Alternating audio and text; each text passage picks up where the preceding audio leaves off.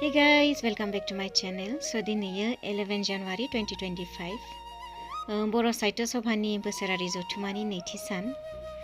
दिनै क्लास 11 आरो 12 नि बिजाबफोरखौ बर' रावावहाय राव सोलायगिरिफोरखौ मान बावनो लिंहरदोंमोन।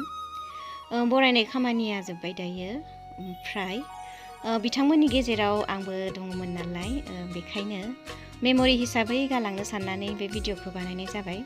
स' नोंथांमोनाबो आंजों लोगोसे बे भिडिअखौ नायलांनो गोसोब्ला नायलांबाय थाबानो जाबाय।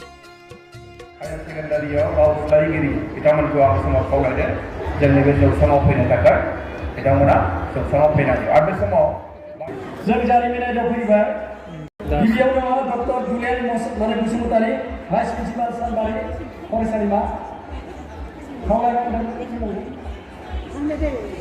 नैथियाव दङ प्रियंका बसुमतारी आयदा फोरोंगिरि बालिनि जौसिन गेजेरारि फरायसालि थामथियाव दङ नीलु बसुमतारी आयदा फोरोंगिरि सालबारि जौसिन गेजेरारि फरायसालि नीलु बसुमतारी। बिनि उनाव दङ जोंथिमा बसुमतारी एसिस्टेन्ट प्रफेसार उदालगुरि फरायसालिमा जोंथिमा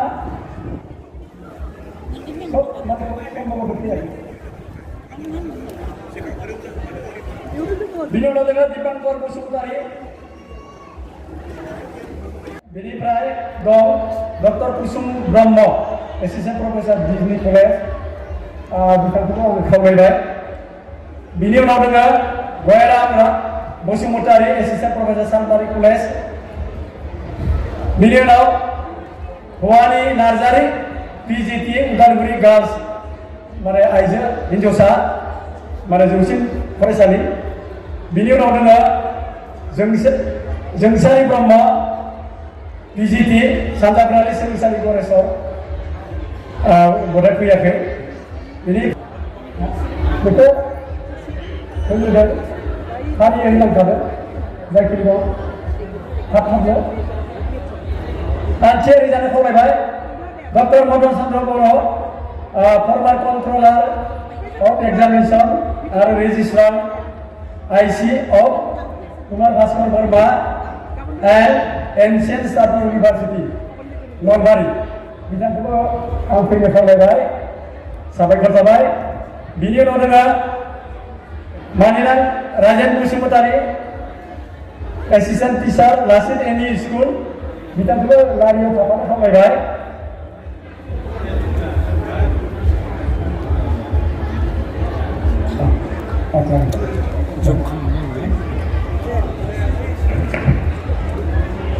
बिनि उनाव दङ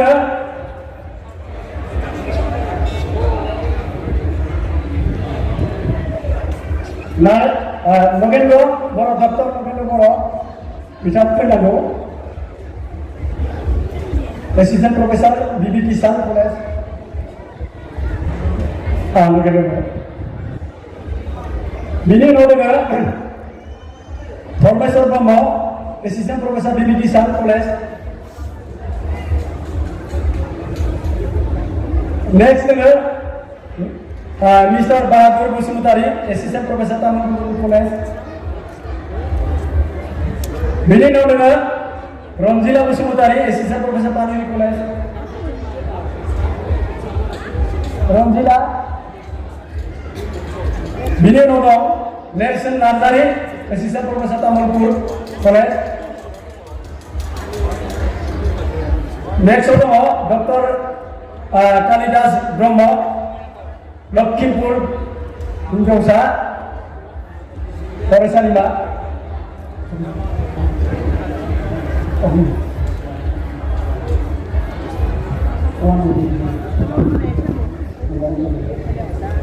आसाम ग्रीन मिशन बिथांमोननिफ्राय जाहोनाय बे अर्गेनिकखौ होदों बिथांमोना।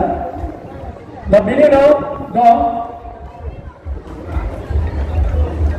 बिथाङा फैदों डक्टर कालिदास ब्रह्म लखिमपुर हिन्जावसा फरायसालिनिफ्राय कलेजनिफ्राय।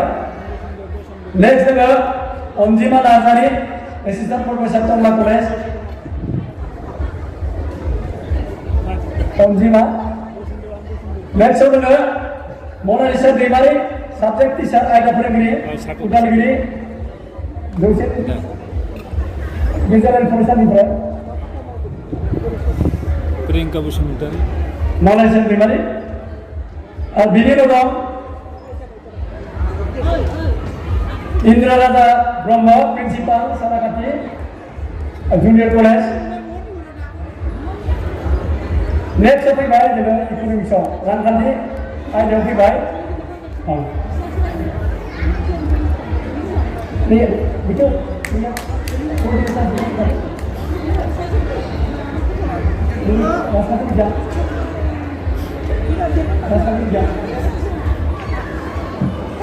थामथियाव फैबाय जोङो रांखान्थि बिगियान इकनमिक्स गिबियाव दं डक्टर मायाराम बसुमतारी आयदा फोरोंगिरि उदालगुरि हिन्जावसा जौसिन गेजेरारि फरायसालि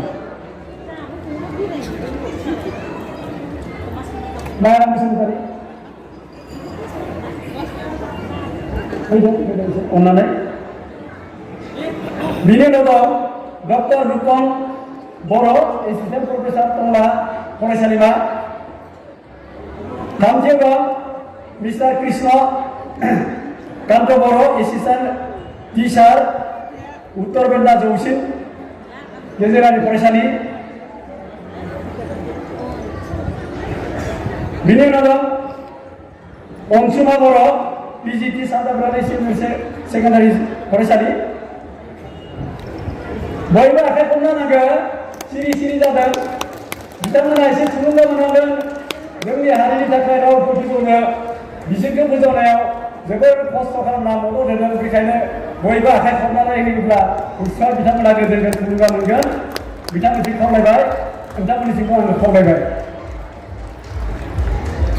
बिनि उनाव दं Priyanka Daimary assistant professor Tamulpur college Tamulpur Priyanka Daimary next दङ डक्टर सानखां बसुमतारी सालबारि फरायसालिमा आरो बिनि उनाव माइनावस्रि दैमारि पानेरि कलेज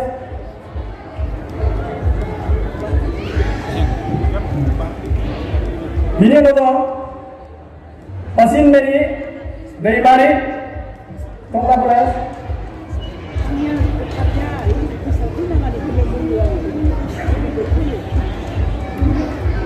आरो बिनि उनाव दं पपिना बसुमतारी टंला कलेज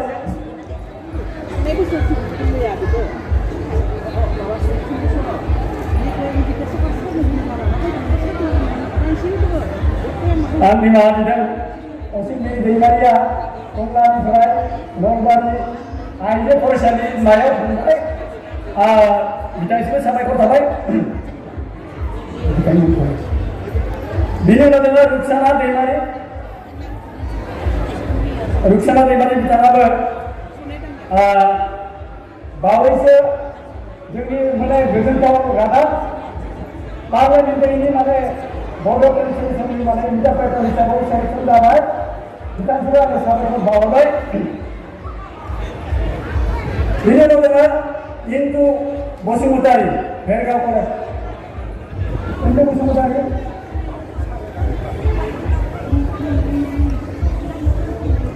बिनि उनाव दङ डक्टर पृथ्वीराज स्वरगियारि एसिस्टेन्ट प्रफेसार फरायसालिमा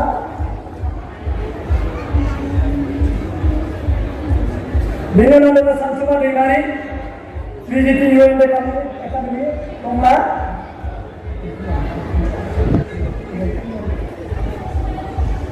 बेयावनो मोनसे बिखुं नांनायजों फोरमायनाय मोनसे दिनाव दं जोंहा गौतम बर' बिथाङा तामुलपुर कलेजनिमोन बिथाङा रुंसारि जाबाय जोबोर खस्थ' खालामदोंमोन बिथांसिम आङो आंनि दुखु फोरमायनायखौ बर' थुनलाइ आफादनि लोगोसे आंनि गोरबो सिंनिफ्राय बिथांसिम आङो बावहरबाय बिथाङा दा रुंसारि जाबाय गौतम बर' बिथांनि न'खरनिसिम जों बे माने फोरमानलाइखौ हरनाय जागोन बिनि उनाव दं जमसुनि बर' माबा मोसाहारि सरि बेनि उनाव जोङो मालति बर'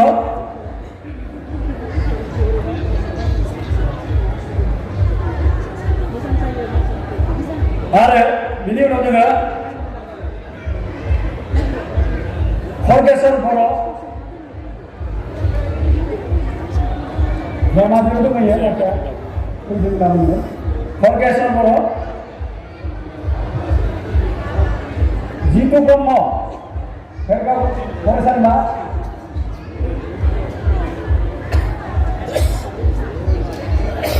बिनि उनाव जोङो थारुशंकर बर' अननानै फैनो फरायबाय जोबोर खस्थ' खालामदों बिथाङाबो नेक्स्टआव फैबाय जोङो जुक्ति बिगियान लजिक एन्ड फिलसफि गिबियाव दङ डक्टर रसेन Mosahary assistant professor Salbari college Baksa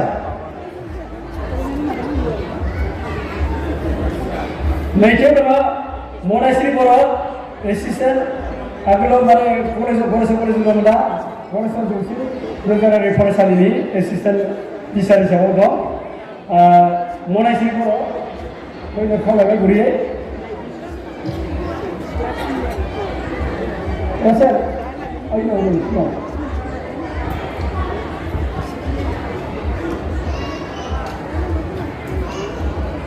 थामथियाव दं मिस बानाश्री बसुमतारी पिजिटि सानजागोलारि सोलोंसालि सिनियर सेकेन्डारि बानाश्री बर' माबा बसुमतारी सरि बिनि उनाव दङ शर्मिला राभा एसिस्टेन्ट टिचार बरगुरि जौसिन गेजेरारि फरायसालि शर्मिला राभा बयबो आखाइ हमनांगोन बिनि उनाव जोङो बिसेस माने दिबिका बर' एसिस्टेन्ट टिचार सनायगाव जौसिन गेजेरारि फरायसालि आगोलाव गणेश कलेजाव मावबाय थादोंमोन नेक्स्टआव जोङो अपर्णा नार्जारि एसिस्टेन्ट प्रफेसार कुमार भास्कर वर्मा आरो एनसिएन्ट स्टाडि इउनिभार्सिटि नलबारि अपर्णा नार्जारि बिनि उनाव दं जगदीश बसुमतारी एसिस्टेन्ट प्रफेसार मध्य कामरुप फरायसालिमा मध्य कामरुप फरायसालिमा जोङो नेक्स्टआव फैबाय बे जाबाय सानखान्थि आयदायाव दं गिबियावनो दं doctor Dimasar Daibran Mushahary principal college फैयाखै बिथाङा बिनि उनाव जोङो doctor Bhimraj Basumatary assistant professor Bodoland university फैयाखै बिथाङाबो बिनि उनाव जोङो Gopal Chandra Boro' assistant professor Udalguri college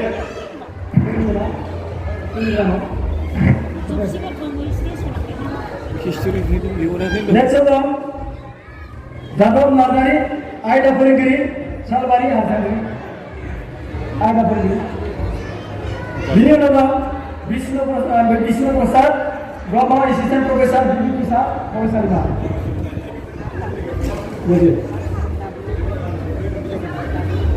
next दं Dilip Basumatary assistant professor UN academy Dilip Basumatary आखाइ खबनांगोन नोंथांमोना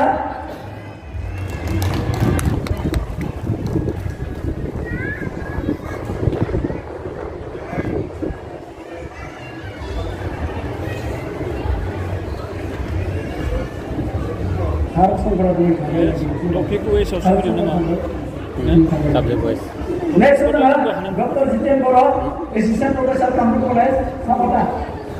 Jadi babarnya makasih. Jadi berunesan makasih itu. Makasih mengenai ini puri dalam dong. Ya. Jadi perlu kayak ini juga. Hah? Ya? Ayo dari sini. Ujian sekali sih mau jadi teman. Ujian kau.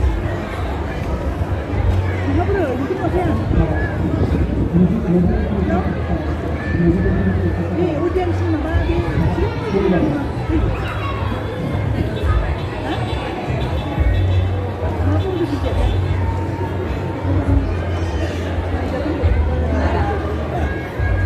बिदों जा सासे थालांदों माने लजिकेल इउटिलिटिनि बिगियाननि बिथांनि मुङानो जाबाय प्रमिला बर' दा नाग्रिजिरि जौसिन गेजेरारि फरायसालिनि फोरोंगिरि बिथांखौ नैबे बरायनायखौ लांनो थाखाय खावलायनाय जाबाय।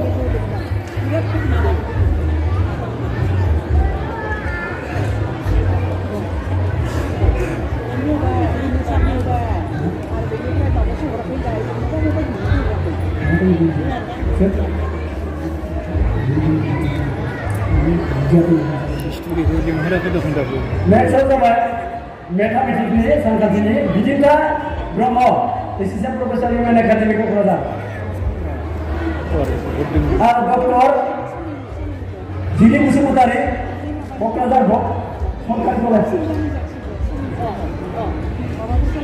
क'क्राझार बिनि उनाव दङ जवाहरलाल नार्जारी स्कलार CIT क'क्राझार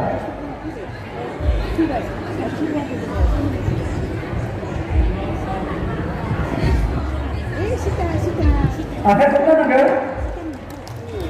बिनि उनाव दङ Dengkhorani Brahma scholar Bodoland university next दं गुगु नार्जारी स्कलार बड'लेण्ड इउनिभार्सिटि आरो दङ नेक्स्ट उषारानी बसुमतारी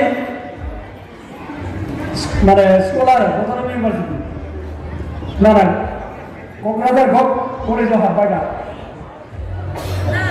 बिनि उनाव दङ प्रसेन बर' दावहागुरि बिद्याखाता नेक्स्टआव बेबायदिनो जुग्राफि बर'फोरा गिबियाव दं रजनी स्वर्गियारि बाक्सा कलेजाव दंमोन दा गुबुन फरायसालियाव थांबाय फैदों रजनी स्वर्गियारि फैनांगौ बिनि उनाव दं सुरेन बसुमतारी माने गोरायुं प्रिन्सिपाल बरगुरि हायार सेकेन्डारि नेक्स्टआव दङ जनाखि रामसियारि आयदा फोरोंगिरि सालबारि जौसिन फरायसालि आरो मामु रामसियारि PGT सिजौ कलेज बाक्सा फैयाखै माने गुबुन आयदायाव माबायाव डिपार्टमेन्टआव बारबाय बिनि उनाव दङ सानलु रामसियारि PGT एमफाइल सिनियर सेकेन्डारि बरमा सानलु नेक्स्टआव दङ मिस हेना बर' बिथांमोननिबो एसिस्टेन्ट प्रफेसार हिसाबै जोंनि कलेजाव दा डिपार्टमेन्टआव बारस्लायबा फैदोंबा फैनांगौ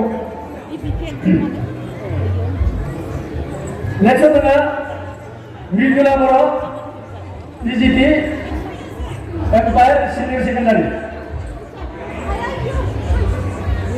बिनि उनाव दङ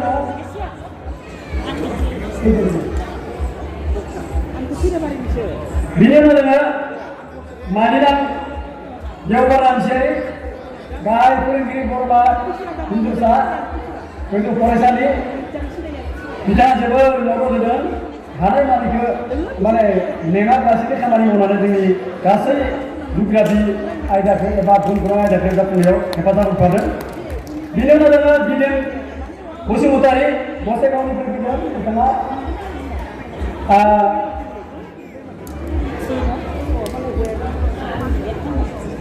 दिदोम फैनायनि जाबाय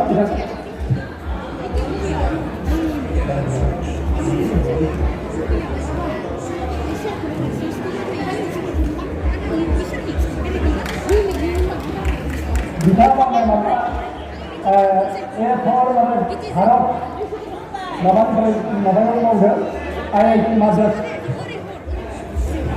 बिथां दिदोम बसुमतारी बिथाङा नेक्स्टआव दङ Ankundra Brahma subject teacher UN academy Kokrajhar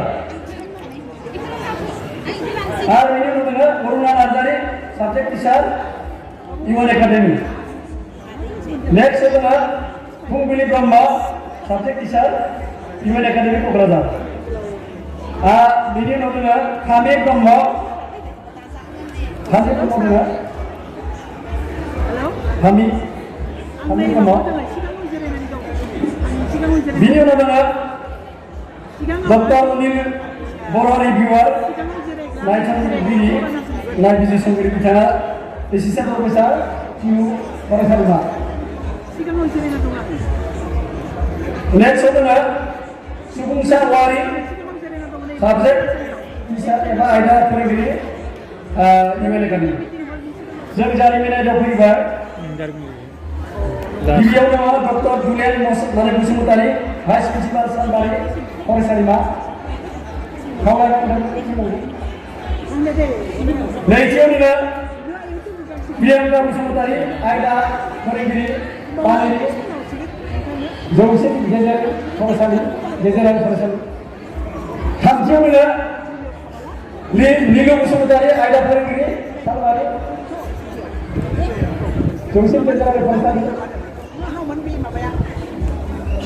नीलु Basumatary बिनि उनाव दङ जोंथिमा बसुमतारी एसिस्टेन्ट प्रफेसार उदालगुरि फरायसालिमा जोंथिमा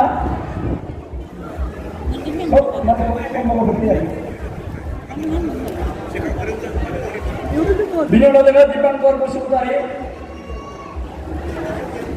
एसिस्टेन्ट प्रफेसार बर'बाजार फरायसालिमा नेक्स्ट दङ